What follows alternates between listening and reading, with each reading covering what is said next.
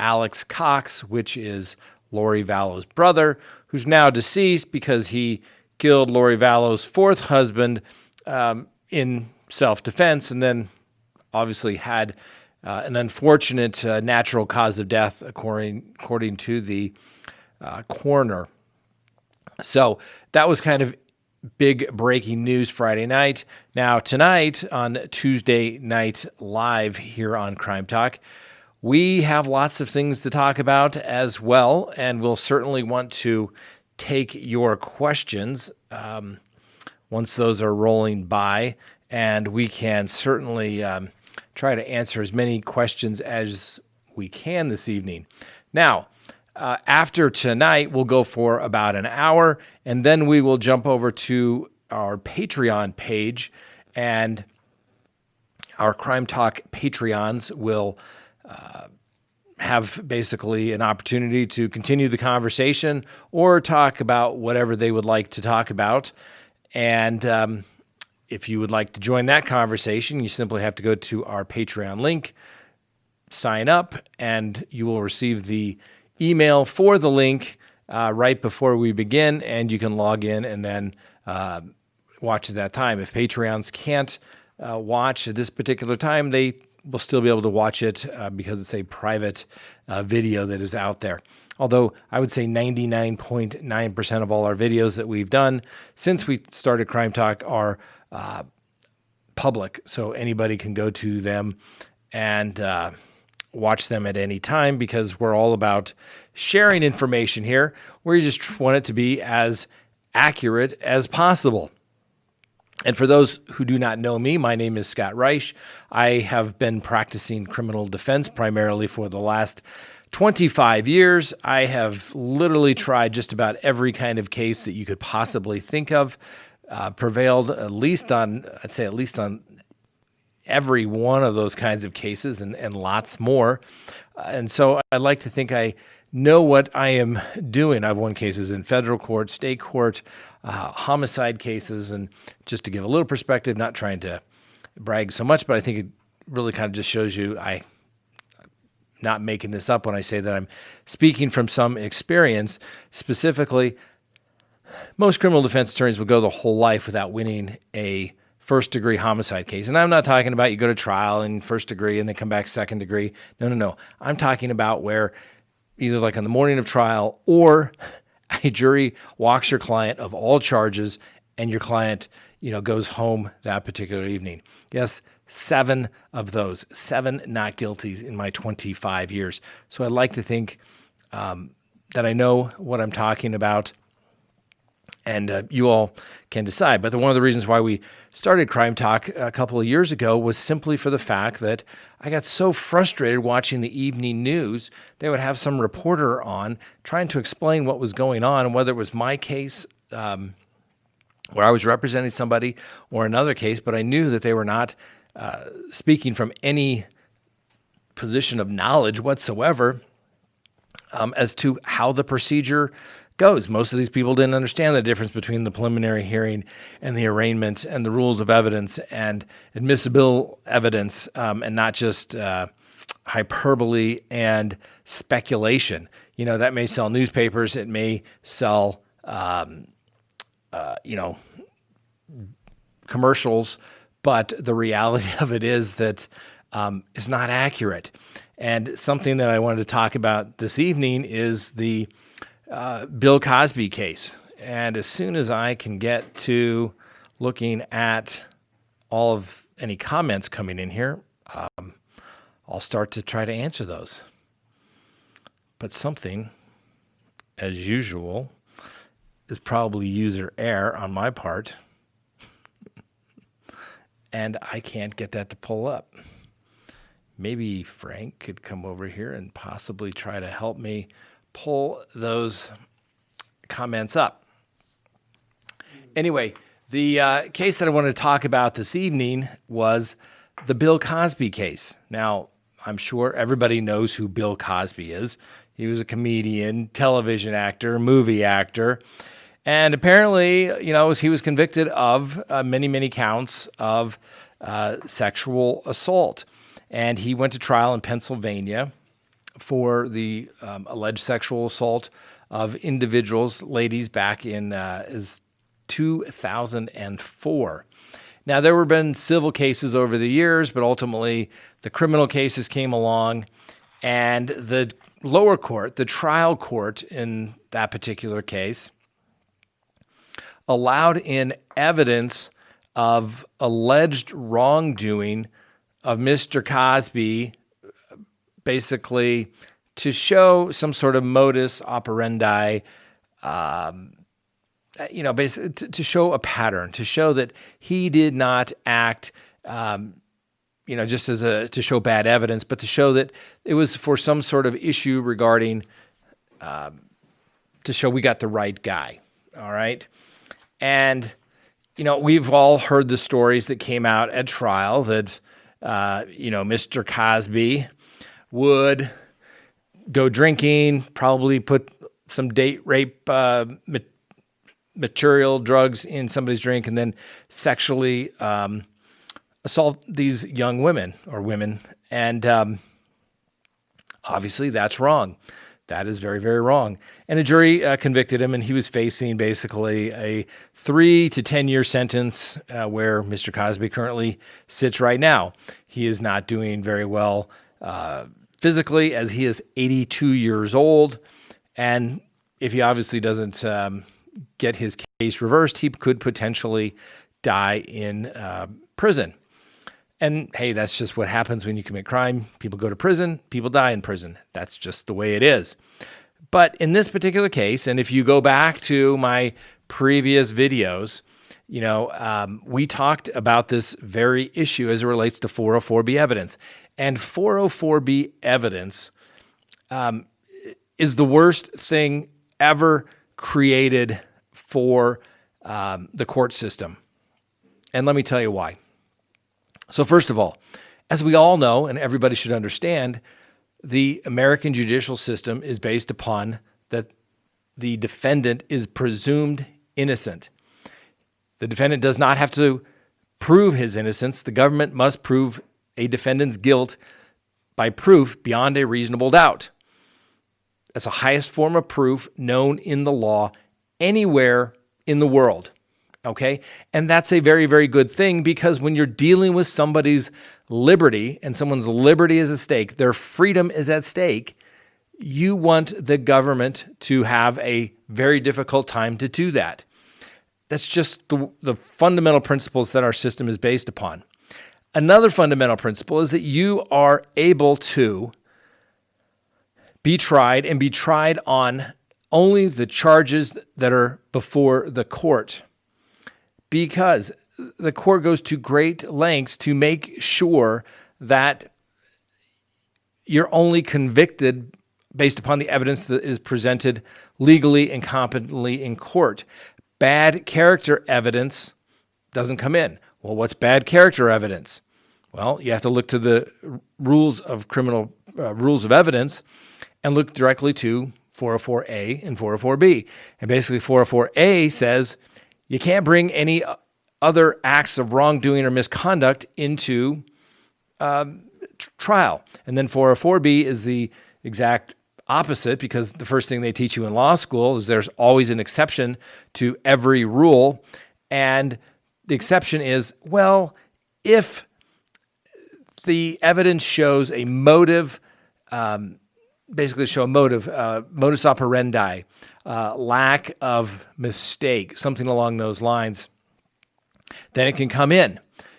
What they should really say is, if the prosecutor has a really weak case, then the judge, who, was probably a former prosecutor in his, hers previous life as an attorney, and they get to bring in all the other crimes that the person did, and they simply have to bring it in by a preponderance of the evidence standard for the judge to allow it. And then basically the jury gets to hear of all these other crimes that the defendant is not on trial with at this particular time, and it's prejudicial. And you can give the instruction to say, Judge, we'd ask that you give a limiting instruction defining the limited purpose that it's being admitted for. And always unusual when you ask the judge to do that, and then he has to ask the district attorney, well, what exception are you bringing it in under 404B? And then they don't know. And you look at him and say, well, Judge, you're the one that brought it in over my objection. Why don't you figure it out? Of course, you have to say it much more politely than that to the court because you don't want to be held in contempt. But at that point, they realize, oh man, I think I made a mistake. And this trial could be coming back on appeal.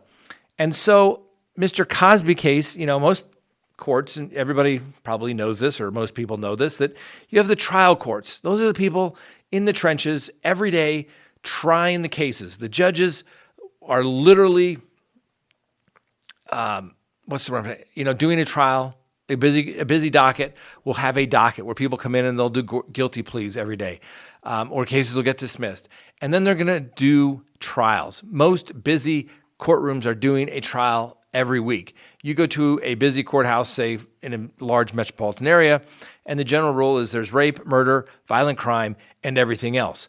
Everything else gets pled out, it gets resolved because they only have 52 weeks in the year, and they'll be double, triple set on, sexual assaults, murders, things of that nature that all take priority. Violent crime takes priority. And then guess what? If the judge allows that in, and I've told judges, and I've made this argument many times, it's actually very persuasive. It's kind of like when I ask for a jury instruction to the court. I say, Your Honor, I understand you don't want to give my jury instruction, but I would ask that it be marked for appellate purposes, so the appellate courts, which we're talking about in just a second, can review it. And guess what, Your Honor? Cases come back for retrial when you don't give the instruction and the Court of Appeals says you should have. So why don't we give it and we'll let the jury decide? Never had a case come back when they gave the jury instruction. Same thing when it comes to 404B evidence. Tell the judge, I understand you're going to allow on this 404B evidence, and I'm going to object, and it's going to be an issue on appeal. So if you want to bring it in, that's fine. And guess what? I'm going to get up and argue in front of the jury that the reason why the prosecutor needs this 404B evidence that's uncharged misconduct, some cases it can be even cases where people have been acquitted of 404B conduct, and that uncharged misconduct will come in. And think about it. Would you want every little thing in your life you've ever done being brought up if you were convicted of a particular crime? Probably not. Let's just say it was a simple crime. Let's just say you were speeding and you said, I wasn't speeding. And the prosecutor wants to bring in all your friends and say, you know what? One time they cheated at hopscotch. They cheated at poker. So he's a cheater. You say, what the hell does that have to do with I'm speeding or not, right? That's the equivalent of 404B evidence.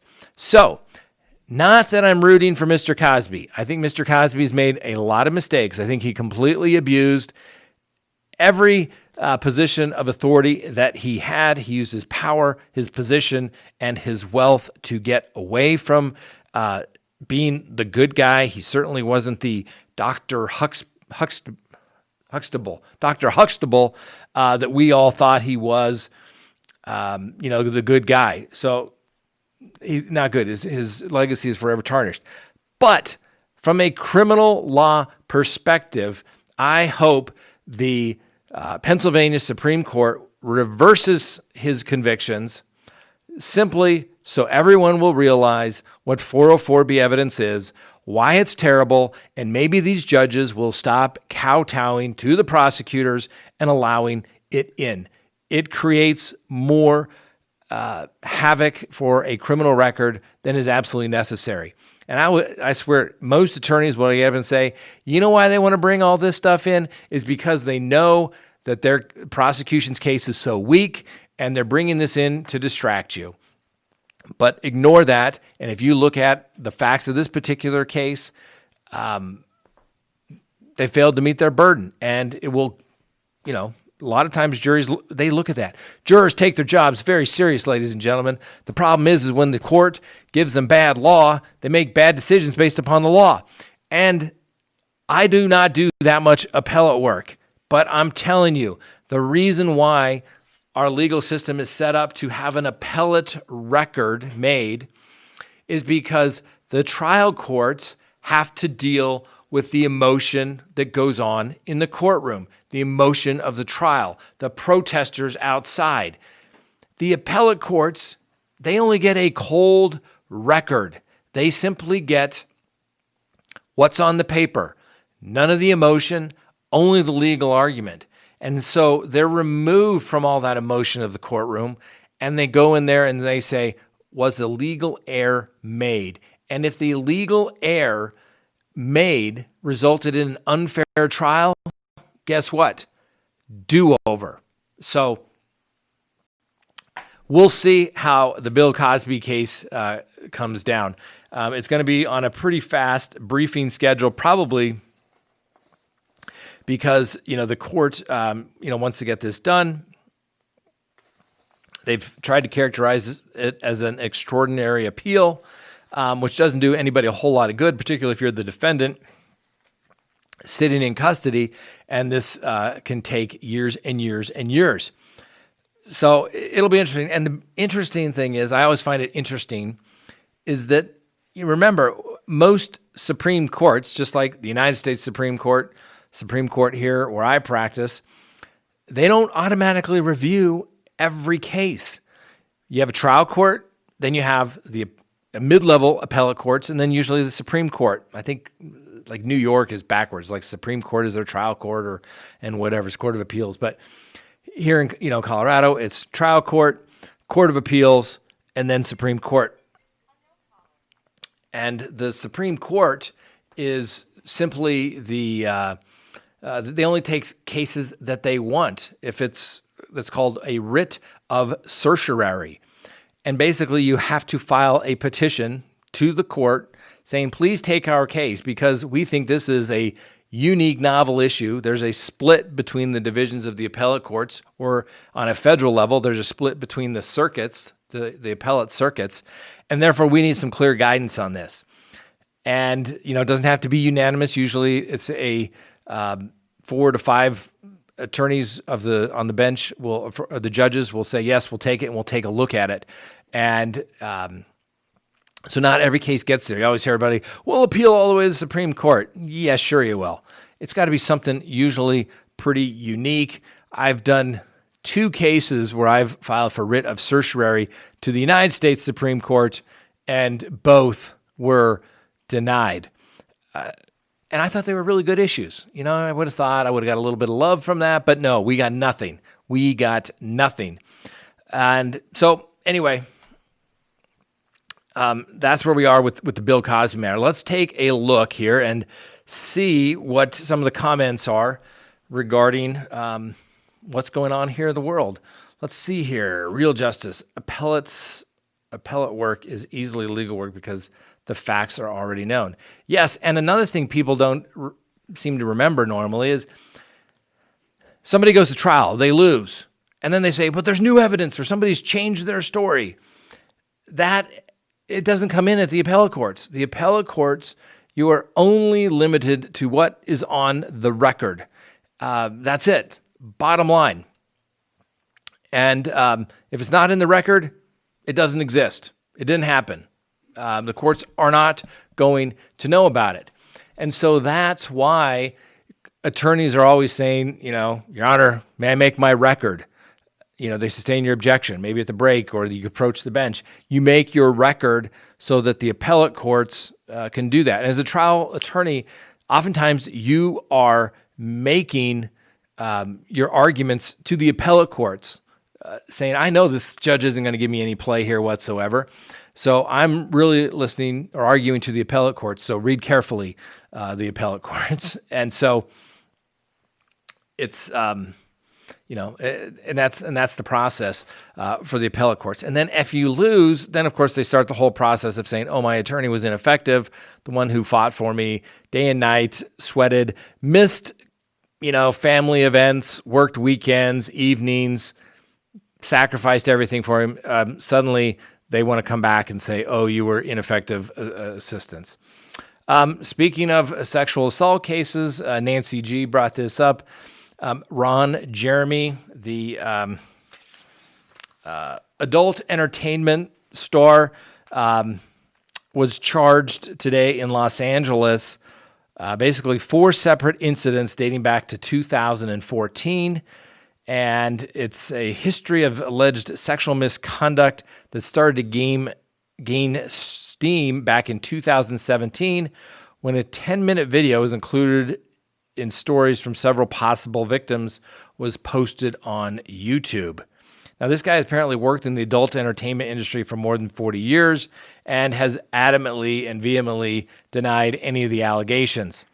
The district attorney in this particular case wants a bond set at $6.6 million. Not exactly sure if he's got that kind of dough stashed around where he can post that bond, but that's what they're at least asking the court to set the bond at. And we've talked about this as recently as our video today. Bond should be no greater than reasonably necessary to assure one's appearance at court as well as protect the community. Obviously, if people have a history of failing to appear in court, the bond should be higher. If they're a violent person, the bond should be higher. Okay, I know there's a big movement out there where everybody gets a PR bond. As a defense attorney, it's great. As a member of the community, even I'm a little shocked sometimes that some of the charges, the bonds are so low, or people are getting personal recognizance bonds. It's a little surprising, but I've actually talked to judges who are worried that if they don't give anything other than a PR bond, that they will then be sued by saying that they're not treating everyone equally as well. The world is getting crazy. I've never seen anything like it in my days, that's for sure. And I just don't know where we're going. The problem is when usually the pendulum swings one way and then it swings back the other way, usually to an extreme. You remember back in the 80s, it was everybody's going to be tough on crime, mandatory minimum sentences, everybody needs to go to prison. Now it's going back the other way. Now, mandatory minimum sentences, I personally think they're absolutely terrible. Why? Everybody loves mandatory minimum sentences until and if it involves somebody that you know. And all of a sudden, what do you mean my friend, my brother, my family members need to go to prison for a minimum of 10 years? Well, that's what the legislature has said. And you have to remember, some places, and I just never get this, judges that are elected. How can a judge run for office and say, this is what my platform is going to be? That'd be should be a baseball pitcher saying, call on me. I promise to call only balls and strikes. Well, isn't that what you're supposed to do in the first place? So I don't understand that. Our judges are appointed and then they face re-election, but they can't campaign. They can't really do anything. And, even every now and then one even gets voted out for being absolutely terrible. But even sometimes the bad ones get retained because nobody knows, Here, I hear from people all the time around election time. How should I vote for this particular judge? How should I vote for this particular judge? And usually I just say, vote them all out. They'll always be, they'll be retained. And if not, you're that silent people that will actually, keep them there. So, like I said, the pendulum is swinging. Mandatory minimum sentences, bad idea, particularly in federal court. You have judges that are appointed for life. They're supposedly the best and the brightest, and they're supposed to be able to look at things and say, okay, but the legislature, Congress in that particular case, takes away any authority that they have, and they try to tie their hands at all junctures. Trust these people. They're not going to put a violent criminal or somebody back on the street that doesn't deserve it. Most judges are there because they want to do the right thing. And I'd be afraid of anybody who's not there because, particularly on the federal bench, you want people that actually love the law, people that truly love the law. We have some judges here, some great trial judges that, in their spare time, they summarize case law of the slip opinions that come out every week from, both state and federal appellate courts so that their colleagues can do that. Smart people. We want those type of people on the bench. We don't want, for lack of a better term, guy who's never been in court a day in his life, never tried a case. I mean, I think actually here in Colorado, we may have one or two judges that have never tried a case on the Supreme Court. Now, there's a couple of them that were great. I remember when they were trial attorneys, and they were great. I can speak to two of them that I know that are just great. They were great district attorneys. One was a defense attorney for a while. They became district court, trial court judges, and they were great. And then they got appointed to the Colorado Supreme Court. Those are the kinds of people that we want. Smart people, not afraid to make the tough call. So many people, so many judges, always want the judge to do exactly what they want. And I remember once I went to a speech. It was the CLE. And Justice Scalia was there, and he was talking about a book that he had just written. And, he said that he wanted to talk about anything other than the book. And he can't really discuss, cases out there. So it was like people started asking, what's your judicial philosophy? And most people know he was an originalist. It basically says you have to look at the Constitution or any document at the time it was written, not as you want it to be written as today's meaning. You have to give it the meaning and effect at the time that it was written. Not any radical concept at all. But some people think, oh my gosh, he's stuck back in the days. But if you look at some of the greatest cases that expand liberty, particularly on the criminal defense side, names escape me right now. Crawford v. Washington, that restored the confrontation clause to the trial courts. All right, the witness isn't present, testimony's not coming in. Because for so many years, the judge tried to create exceptions to allow in testimony that would otherwise be inadmissible. And Crawford v. Washington brought that back and said, no, the founding fathers wanted, when they wrote the Constitution, was they wanted the people actually to come and have to testify and be subjected to cross-examination. And if they weren't, their testimony is not coming in, no matter how reliable you think it may be. Huge case. You also look at the flag burning case, out of Texas. And that was the case where I thought was interesting, where the judge gave his judicial philosophy, where he stated in that particular case, and I should Google the name, but I don't have it handy right now, but it was basically, it was the guy burned a flag. And then Justice Scalia said, it's offensive to him.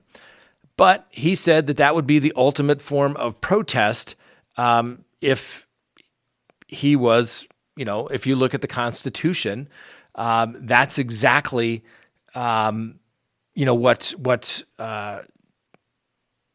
free speech would be.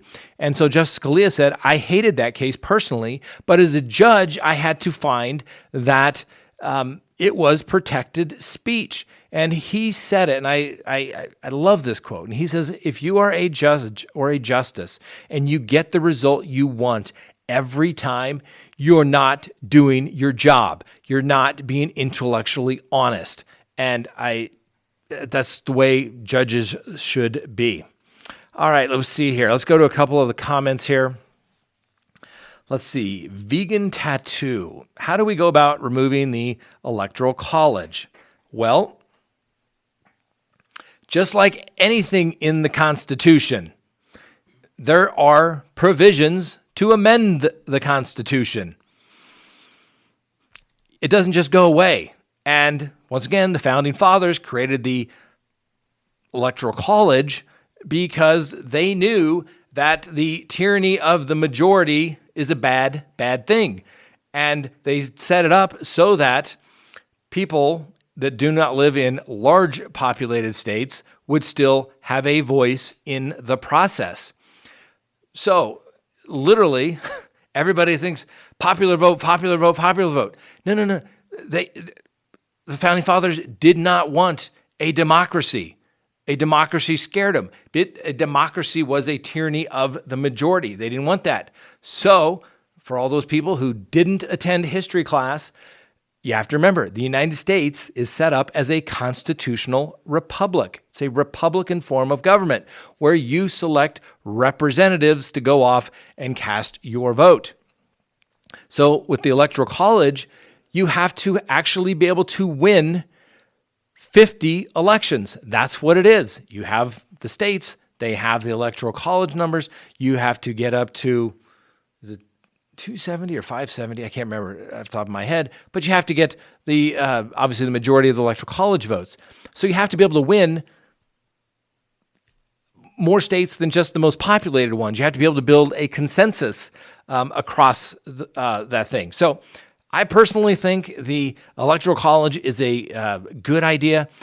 Usually whomever loses, and it's happened on both sides, whenever they lose a close race, first thing we want to do is get rid of the Electoral College. But that's the way it's set up. It's set up so you have to win 50 individual elections. And if you win the majority of the 50 individual elections, you're going to win the presidency. So vegan tattoo, I get it. Some people don't like it. I personally think it is a good idea, and it's not a political thing. If you just read the Constitution, it makes sense. We're not a democracy. If anybody thinks we're a democracy, you need to go right back to History 101. We're a constitutional republic. All right? Let's see what else we have here in the comment section. My computer sometimes gets, now you're addicted. Okay, Emma, thank you. I mean, not that I'm sitting here and read all the nice things because I get lots of bad email too. It's just, I just found your channel 2 weeks ago, now an addicted daily watcher. Thank you for an educated and well-spoken channel. Well, thank you. And, you know, ladies and gentlemen, like I said, we talk about crime stuff. We talk about legal stuff here. I would say the majority of it obviously is criminal defense related, but anything related to the Constitution, I think, is prime for conversation because it's so darn interesting. And that's really the rules. That's the playbook laid out. Whether you like it or not, those are the rules that we all have to play by, right? First Amendment, everybody wants that. Everybody likes their protest. We don't want the government telling you what you can and can't say. You know, there's private companies out there, but at a certain point, if they're going to act as this public platform, for example, Google, maybe Facebook, you can't go around taking away the things you don't like. You know, maybe something happened after I went to college. You know, I was a political science guy, and it was always that you should be exposed to differing views because either A, it would maybe enlighten you to say your opinion was wrong, or you would say, based upon what I've heard and read and listened to, you're actually reinforcing my position. And now today, it seems so much that nobody wants to listen to what anybody else has to say. It's their way or completely, you know, hit the road. And I just don't understand that. And yes, there are bad things said by people out there that are offensive. But guess what? You don't have a right under the Constitution of the United States or even under most laws not to be offended. You know, yes, you don't want to go around being mean to people, but there's crimes like that if you do something wrong. But it's more important to hear the ideas. No matter how vile and offensive it is, it needs to be heard. So you can say, look at that guy. Is that the opinion that they have? That is, you know, for lack of a better term, uneducated, moronic, whatever term you want to use. So, you know, but it shouldn't be prohibited. That's why we have the First Amendment. Remember the king, the guy across the pond, used to say what you can and can't say. You can't say anything bad about the government. Can't say anything wrong about the king or throw you in jail.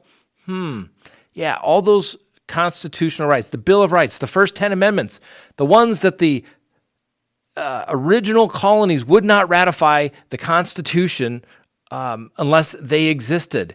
They're important. they have to be interpreted as written, plain meaning, plain words, given their effect and meaning. You can't go engage in legal gymnastics to try and get to the opinions that you want. All right, let's talk about this. Glowing Ember. Scott, how difficult is it to obtain information from burner phones? I understand Chad and Lori had several. Bet that information is priceless in a trial. Well, if the if the police knew about the phone numbers for the burner phones, then they could probably get that information. It just depends if they're actually there. The information is only as good as that which is being able to be retrieved. So we'll see. But I agree. I would love to have seen any of their text messages back and forth.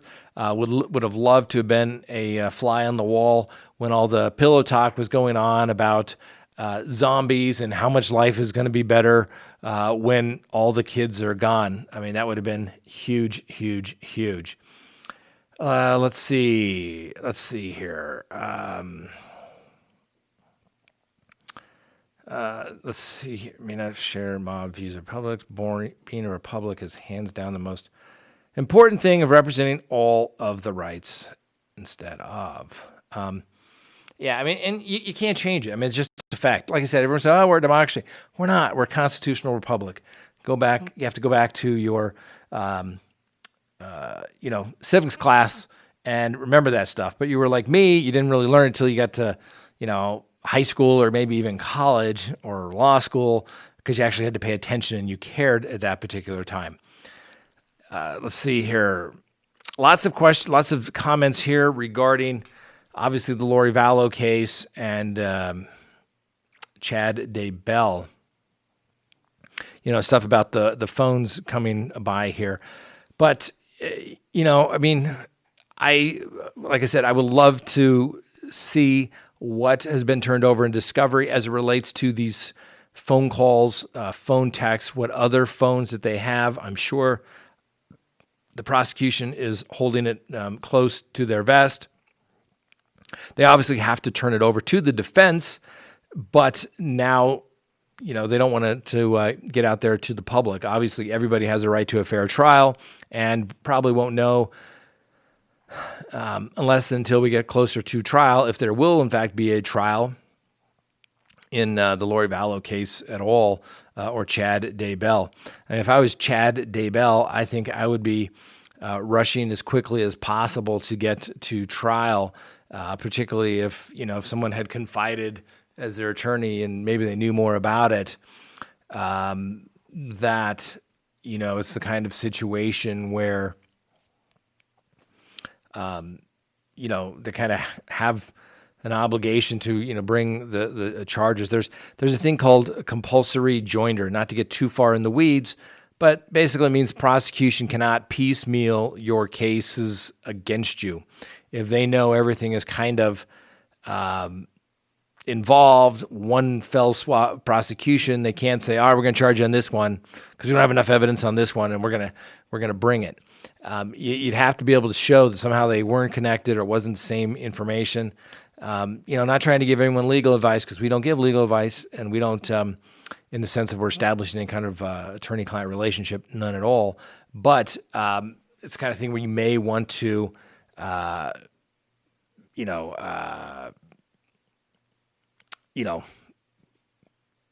get that case over with as quickly as possible. Let's see here. Crystal, a.k.a. Beaver Gaming Sub Cristobal for Amy's. It's Super Chat too. Thank you. Big and bold here. Does your confidentiality clause, assuming attorney-client prohibit, we talked about this last time, attorney-client communications, prohibit you from reporting child abuse cases? Yes, normally it would. Anything you tell your attorney cannot be revealed and they cannot run out, and they are not mandatory reporters. The only reason people have a duty in some of those cases to report something that they think has been a crime, or if a crime has been committed, is because it's statutorily imposed. And the reason why those laws were passed was because people would come to them and say, hey, somebody did something to me. My parents spanked me. They left bruises on me. There was usually no mandatory duty to report. They said, well, it's, what goes on in your house stays in your house, that kind of thing. Then the legislature passed laws making it a requirement that certain reporters, people that work in the hospitals, psychologists work in the school nurses, have a statutory obligation to do that. And so, yes, if someone were to come to me and say, I have done terrible things, I am forever prohibited from giving that under the attorney-client privilege whatsoever. So, we'll see here. Let's see here. Real justice. Scott, would you represent Chris Watts in a 35C proceeding if you were requested to? Well, it would depend if I was retained. I mean, I've talked about that case. I don't think there's a whole lot of issues from what I can see for Christopher Watts and a 35C proceeding. I've tried to explain this to everybody before when the Chris Watts case was going on.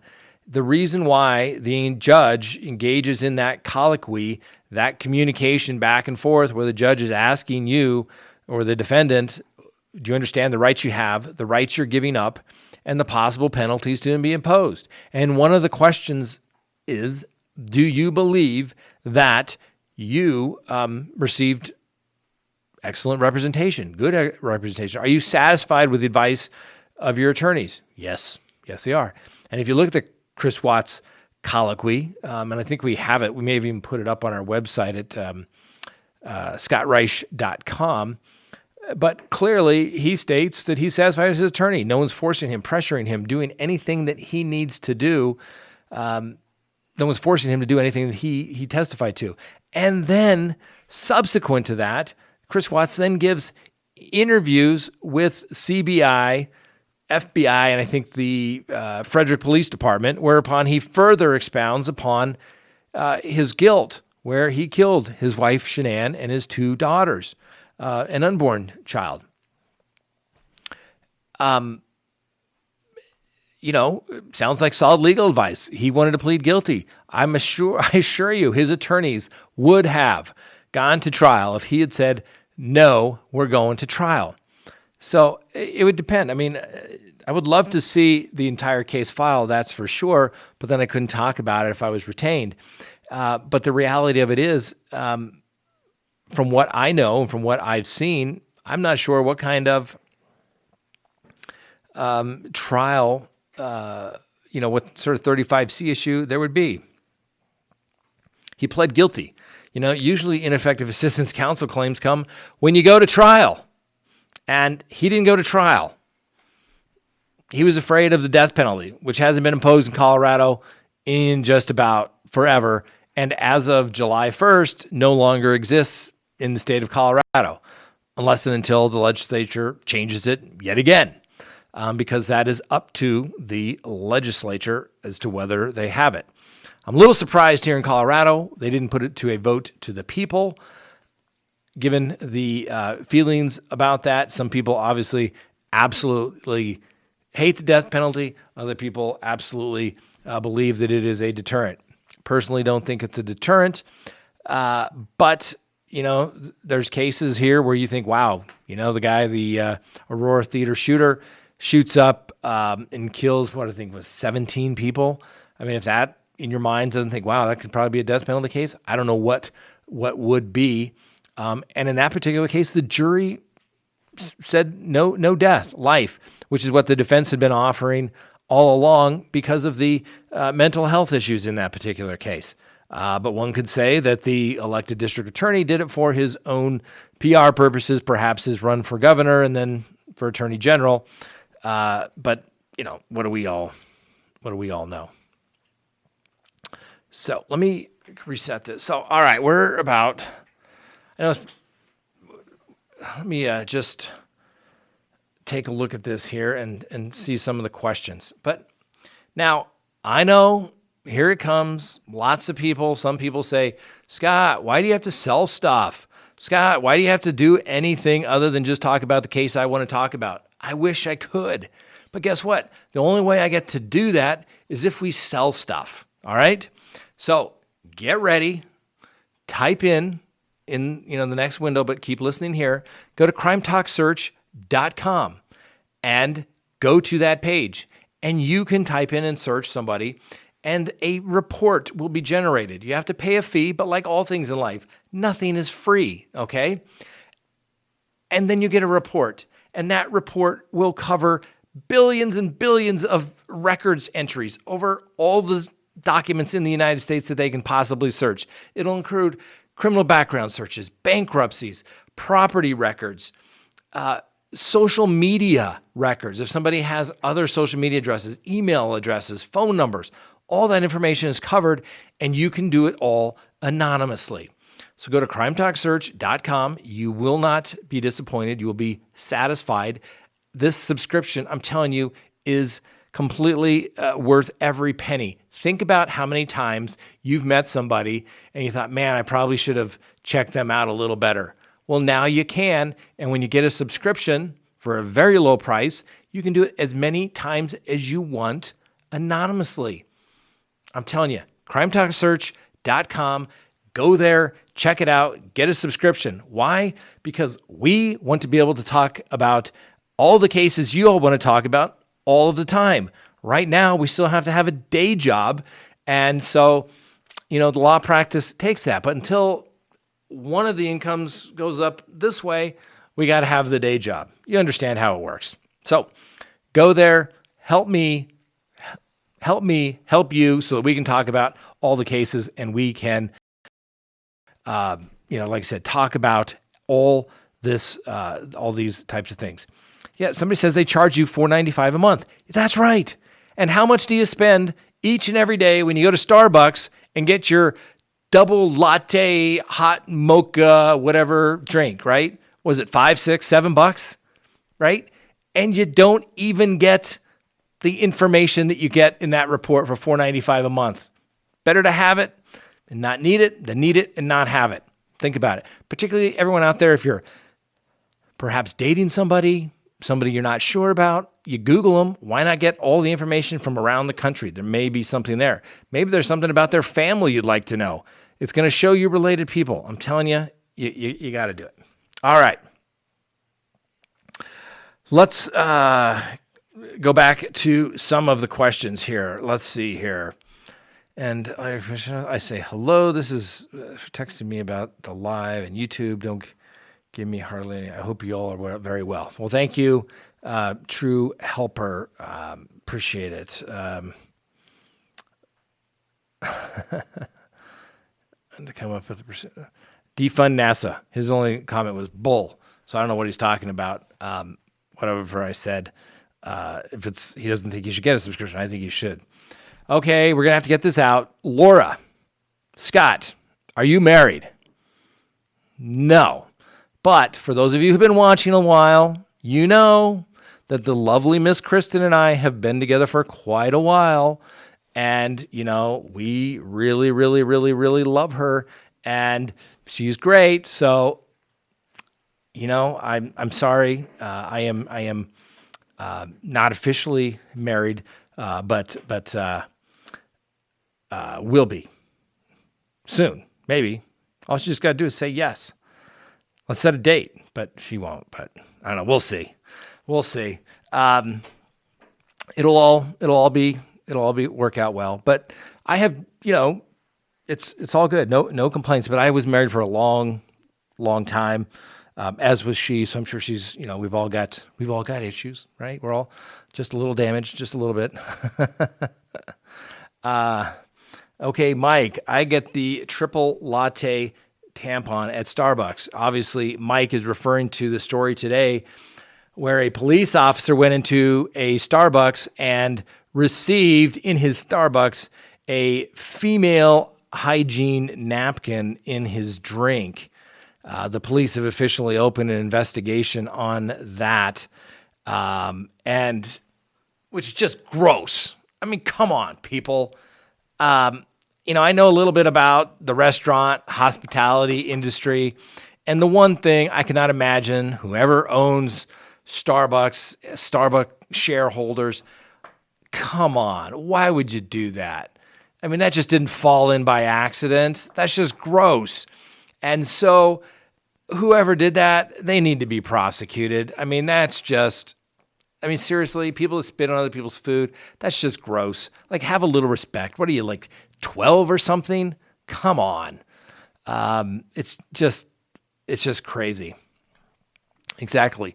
Little Viking coach. It's not called Starbucks. It's called $4, right? Exactly. I don't even drink coffee. And you know how much coffee I have purchased for the lovely Miss Kristen because she's worth it?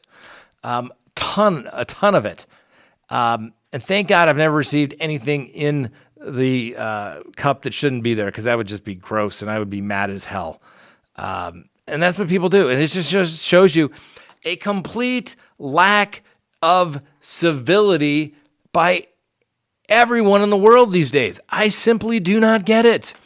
Why can't we all, just be nice, people, all right? I will tell you. That's right.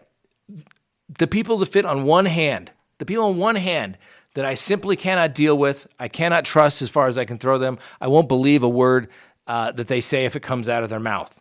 All five people probably in the world don't trust as far as I could throw them. Most people give the benefit of the doubt too. I mean, but come on, people. Let's just be reasonable. I mean, didn't your mother teach you manners? I mean, my God, didn't somebody whack you upside the head if you did something like that? I assure you, if I had done something like that as a kid or as an adult, my parents would have come over and whacked me upside the head and said, you know better. You were not raised that way. And it really makes you wonder who raised those people that way, that they thought that they could actually do that. So anyway, let's see here. Oh yeah, vegan tattoo. Yeah, they can do DNA on that. Hopefully the coffee didn't, make that go away, but they need to do that. Guess what? What do we talk about all the time here, ladies and gentlemen? Video, right? Video recordings are everywhere. They cover just about every inch of a restaurant. They're going to be able to find out who did it. They're going to be able to see who served that cup of coffee.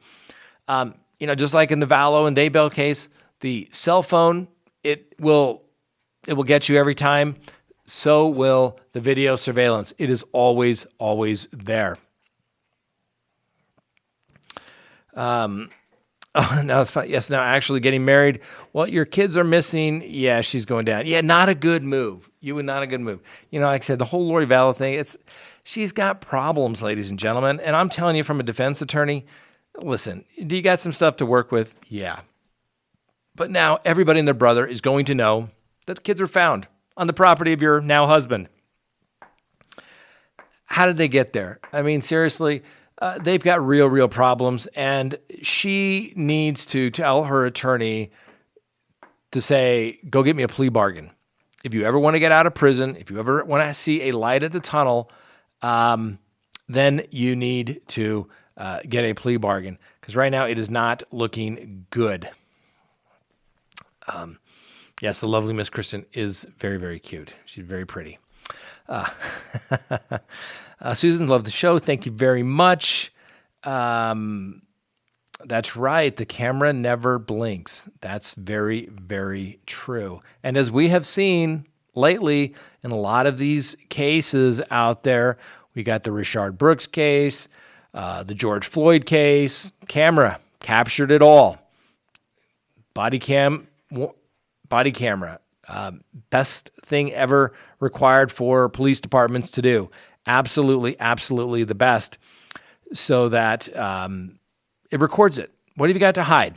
What have you got to hide if you're doing everything correctly?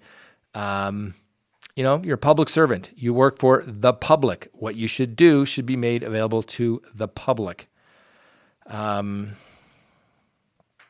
Question here by Amy's Do you think Valo's attorneys will request a competency hearing? It depends. That's a very tricky issue when it comes to competency. Obviously, we saw that recently in the Letitia Stout case here in Colorado Springs related to Gannon Stout, where she is alleged to have killed her 11-year-old stepson, and the attorneys raised competency.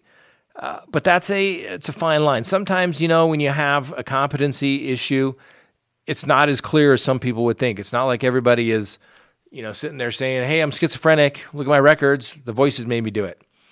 Okay. My experience when I've ever had an issue when it relates to a competency issue is if the client is asking for you to comp them and wants to go down to the state mental hospital, more than likely they're playing games, okay? Because truly the crazy ones, the ones that do not have the competency to understand and appreciate what is taking place in those legal proceedings, doesn't want to go to be evaluated. More than likely, they've been there. They think everything's fine. Why are you doing this? Which usually means you're part of the greater conspiracy of all people out to get them. So, yeah, it's usually the people that don't want to be comped, that don't want to have the evaluations done, that probably, you're getting warm as an attorney if you think that there are true competency issues. Normally, you'll find some history of schizophrenia. We just recently had this in a couple of cases where we had to raise the issue. And it's not something you raise lightly because you don't want to, for lack of a better term, be wrong. I mean, it delays somebody's, case. They may be in custody. We had one guy, they got restored to competency, and it took like 5 years for him to be restored to competency to the point where he could actually enter a guilty plea. So, I mean, it's competency is not something you take lightly. You don't do it just on a whim. You have to have a good faith basis for it, for sure. So, let's see. Did Lori Valo ever work? I haven't seen anything about her employment status, past or present. My understanding was that she was I believe a hairstylist, I think in Arizona and Texas, perhaps. I'm sure if I am wrong, someone will correct me in the comments section, no doubt. All right. We're getting ready to finish up here. So if you want to ask a question here for our Tuesday night session of Crime Talk Live, now would be the time to do it. I was right. Shannon at least confirms me. She was a hairdresser. That was my recollection. Let me see here. There was a question about she may not be legally found crazy. Yeah, I mean, and like I said, we've talked about this before. Everyone thinks if you're somehow not competent or not guilty by reason of insanity, you don't get a free pass. It just means you go off to, the state hospital and they try to fix you and restore you and, possibly let you out. I mean, the classic case, the textbook case would be the case of John Hinckley Jr., who was the individual who shot then President Reagan because he wanted to impress the actress Jodie Foster. Clearly, mental health issues. And even now, he's still in a mental health facility. I think he's just now, some 30 plus years later, getting permission to leave very short amount of time. And it goes back in front of the judge, and they review these things over and over and over again. And he will probably stay there the rest of his adult life. Let's see here. Question. Let's see here. Question, Thomas. Can they charge Lori with bank fraud for using Tylee's bank card? Probably not. I don't know the specifics. I know it was something purchased on Amazon, but she was the guardian for her. Probably could say that she had permission to do so. And frankly, I don't think the prosecutors in this particular case are going to get that petty. They're going to focus more on the bigger issue of how did these children die and where and who did it, so they can charge the appropriate people. If they start charging bank fraud and credit card use, that's kind of petty stuff when you have a much bigger picture, so to speak. All right, Laura, yes, sorry you're missing your mother here in Colorado. Colorado's great stays. Obviously, that's where the Crime Talk studios are here, where we broadcast live from tonight, as well as put out our content on a daily basis. And so that's what we're doing tonight. All right, we are going to leave it there, and I am going to wrap it up for tonight. Once again, thank you for watching. If you have not already done so, please hit that like button, hit the subscribe button, hit that little bell so that you receive notifications of when we go live or put up new content. Now, shortly, when we end here, we'll probably take a quick bite of some food that was delivered to us, and then we will resume with the Patreon page. So if you would like to be a part of that discussion, which is a lot less than the 2,000 people we have here, basically, or close to 2,000, it's very limited. I think we've got 150 Patreons. You can ask what you want, and heck, if you join at a greater level, I'll pick up the phone and talk to you. Well, like I said, I got a day job, so I got to be able to do that too and justify, doing this. We all have to make a living because that's just the way it is. Let's see here. Why do so many people, one last question here, Nikki, why do so many people who are guilty via forensics say they didn't do it? Why can't people just admit they're wrong? Well, Nikki, that goes back to what we talked about. Our fundamental legal principle is that you have an absolute right to make the prosecution prove their case. I have done cases where clearly it looks like my client that walks into the store, tries to steal something or demands that money be turned over, and they shoot him. It's on video. I've had to go to trial on that.